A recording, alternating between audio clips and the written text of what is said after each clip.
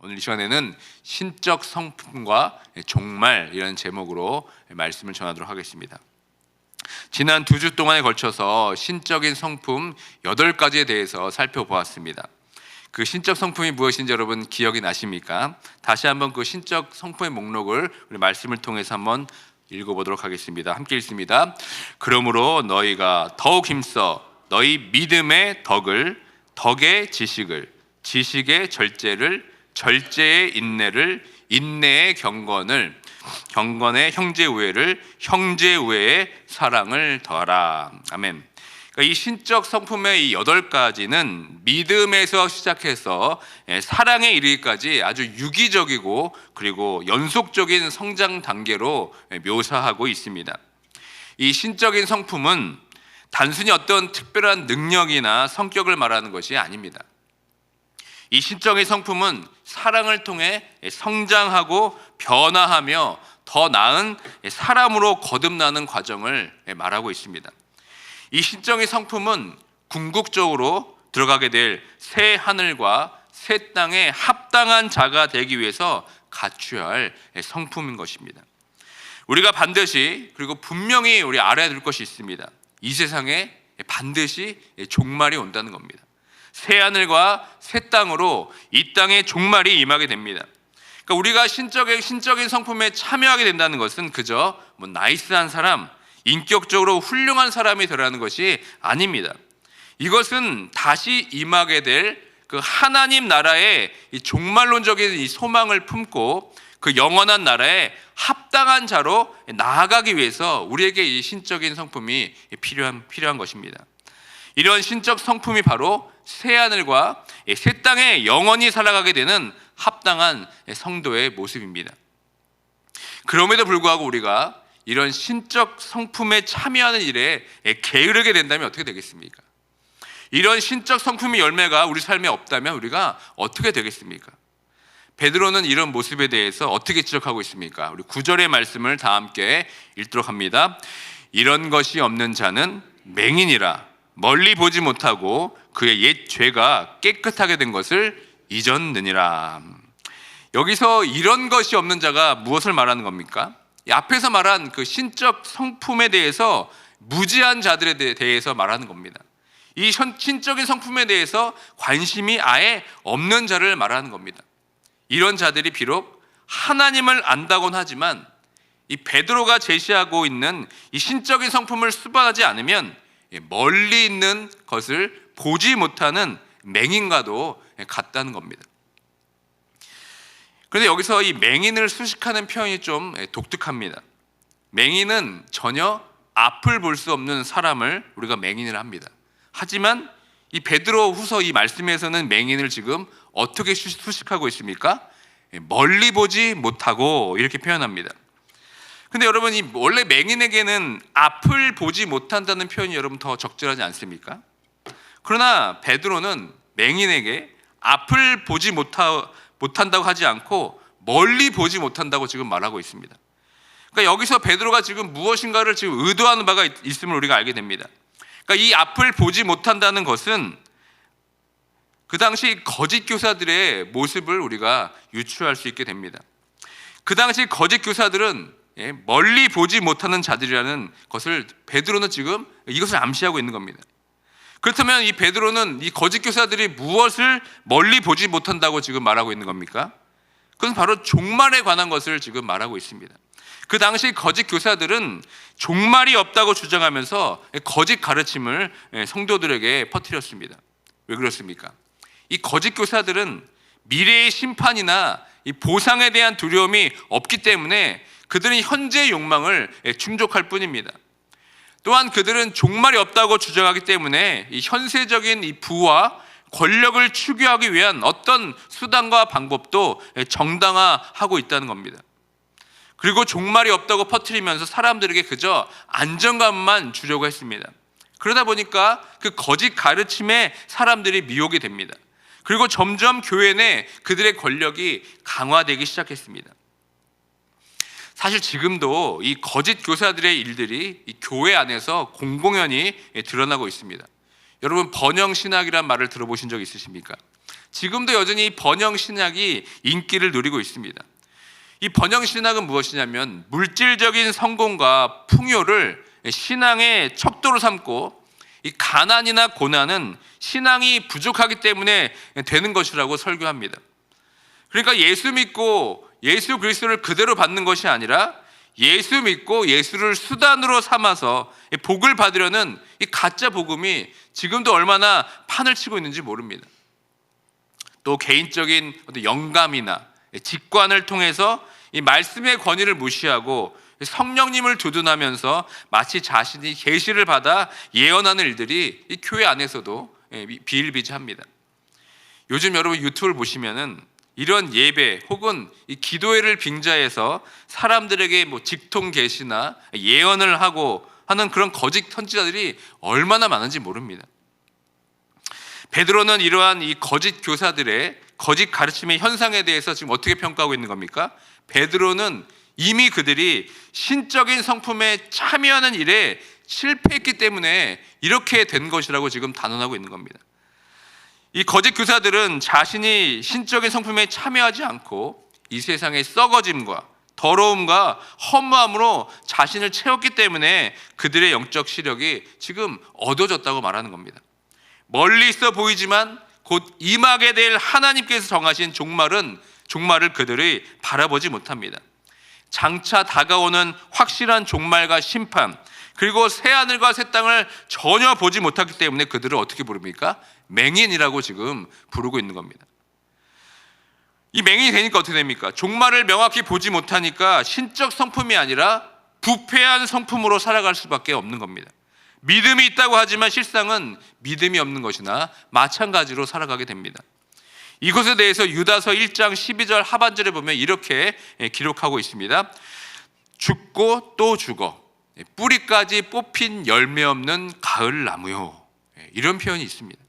그러니까 하나님을 아는 온전한 지식이 없고 신적인 성품에 참여하지 못하는 사람들에 대해서 어떻게 평가하고 있습니까? 열매 맺지 못하고 뿌리까지 뽑힌 나무라는 겁니다. 믿음이 있다고 하는데 이 신적 성품인 덕을 세우지 못하고 지식, 절제, 인내, 경건, 형제 우애, 사랑으로 나아가지 못하는 그 열매를 맺지 못한다는 겁니다. 또 맹인의 특징에 대해서 무엇이라 말하고 있습니까? 9절 하반절에 보시면 맹인이나 멀리 보지 못하고 그 다음 어떻게 기록되고 있습니까? 그의 옛죄가 깨끗하게 된 것을 잊었느니라 이렇게 말합니다.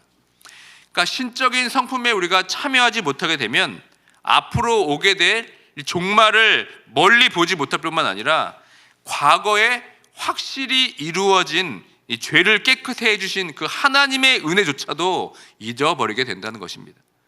종말에 행하실 구원의 사건뿐만 아니라 이미 과거에 행하신 그 구원의 사건에 대해서도 점점 희미하게 되어버린다는 것을 말하고 있습니다. 베드로는 이 신적 성품에 참여하지 않으므로 옛죄를 깨끗하게 하심을 취소하셨다 이렇게 말하지 않습니다. 어떻게 말합니까? 잊게 되었다 이렇게 말합니다. 그러니까 이는 신적 성품으로 성장하지 않아서 그 부르심과 택하심을 취소하셨다는 의미가 아니라 잊었다는 것은 무엇입니까? 취소되었다는 것이 아니죠. 다만 그 사건이 확실히 일어났지만 더 이상 그 사실을 망각하고 확신할 수 없는 지경에 이르게 된 것을 지금 경고하고 있는 것입니다. 만약 내가 이 신적인 성품을 간절히 사모하면서 열정적으로 그것을 추구하며 살아가고 있다면 나의 죄를 깨끗하게 씻어주신 그 은혜와 사랑을 어떻게 잊을 수 있겠습니까? 그 사랑과 은혜 앞에 감사하고 감격하면서 그 복음을 충만히 누리고 있지 않겠습니까?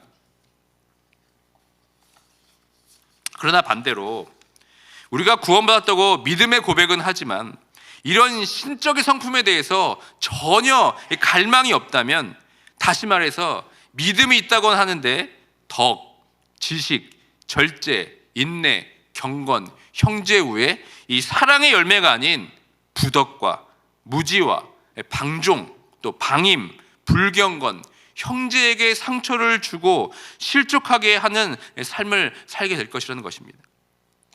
그 당시 이 거짓 교사들이 그랬습니다. 장차 오는 종말도 부인하고 옛 죄를 사하심해 주신 그 하나님의 은혜도 이들은 잊었습니다. 이런 부패한 성품을 가진 자들의 특징 중 하나는 무엇입니까? 죄를 죄라고 지적하는 이 성경의 말씀을 제대로 받아들이지 않습니다. 오히려 그 말씀을 피하게 됩니다.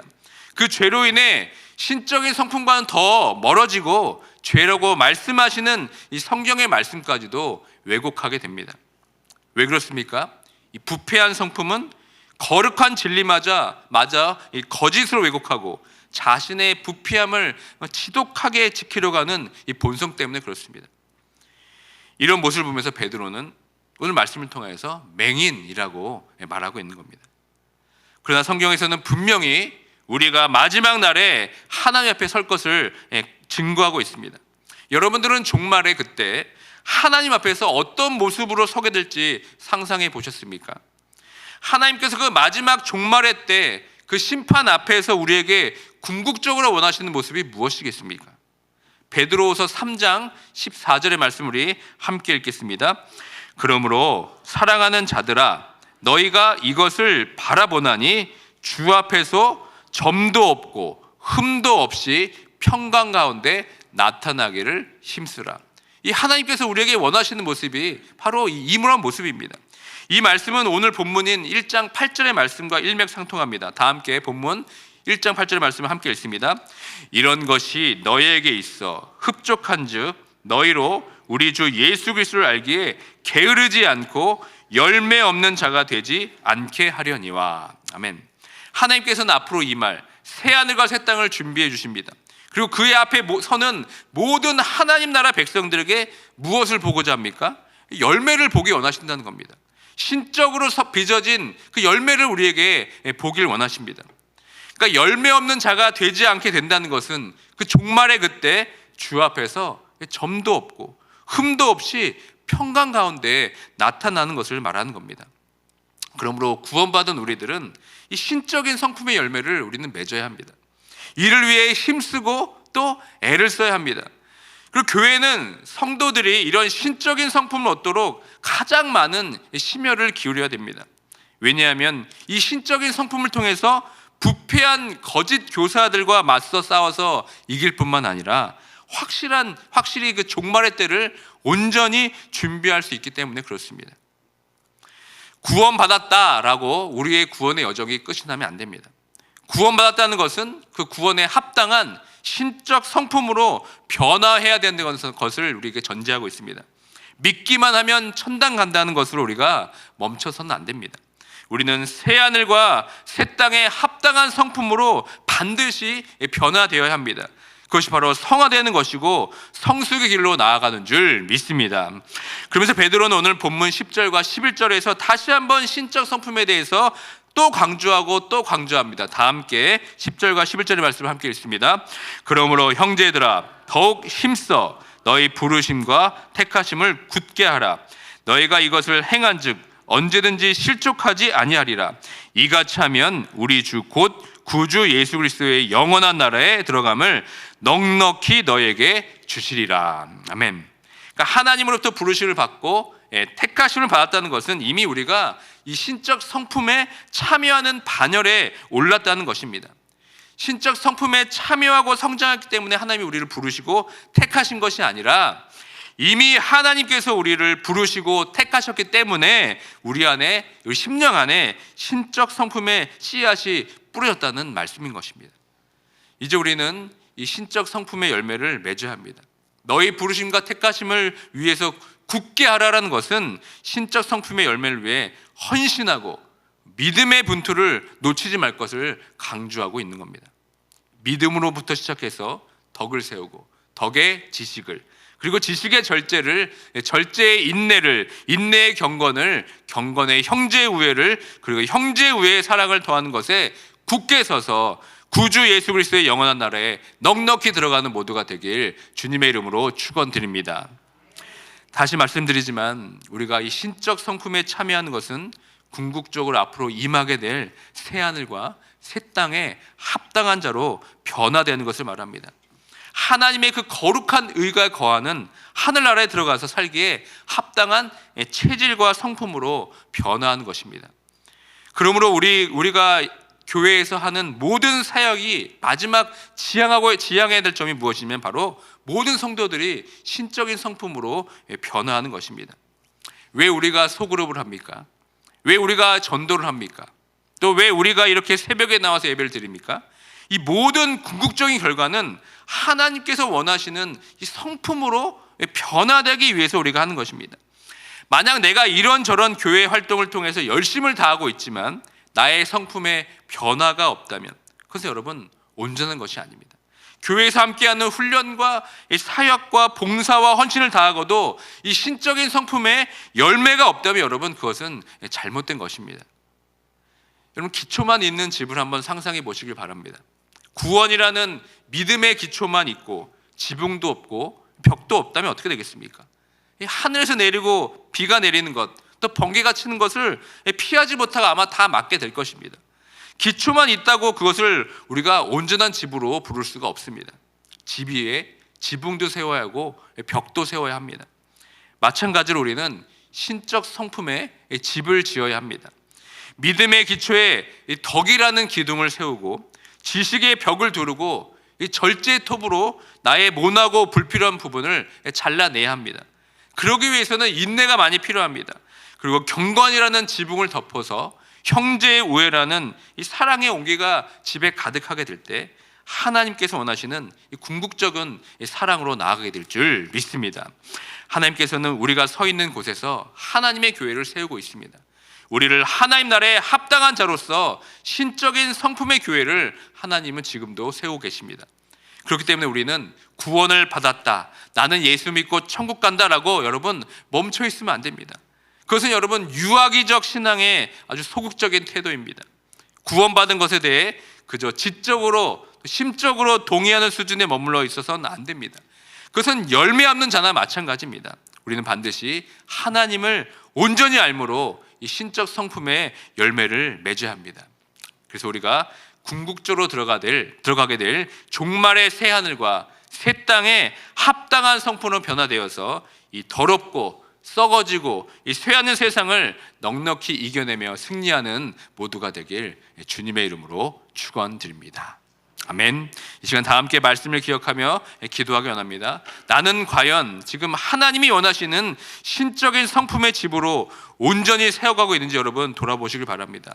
이 신적 성품의 집을 짓기 위해서 우리에게 반드시 전제되어야 할 절점은 이 신적 성품으로 우리가 체질이 바뀌어야 이 거짓 교사들의 가르침에 우리가 현혹되지 않고 이길 수 있습니다. 또한 이 신적인 성품으로 변화되어야만 앞으로 종말에 임하게 될 그 새하늘과 새 땅에 합당한 자가 됩니다. 더 이상 영적인 맹인으로 살아가지 않길 원합니다. 앞으로 이 땅에 임할 우리 종말을 바라보면서 우리의 시야를 멀리 바라보며 신적인 성품으로 온전히 변화하며 나아갈 수 있는 내 자신과 우리 교회가 될 수 있도록 시간 다 함께 기도하며 나가도록 하겠습니다.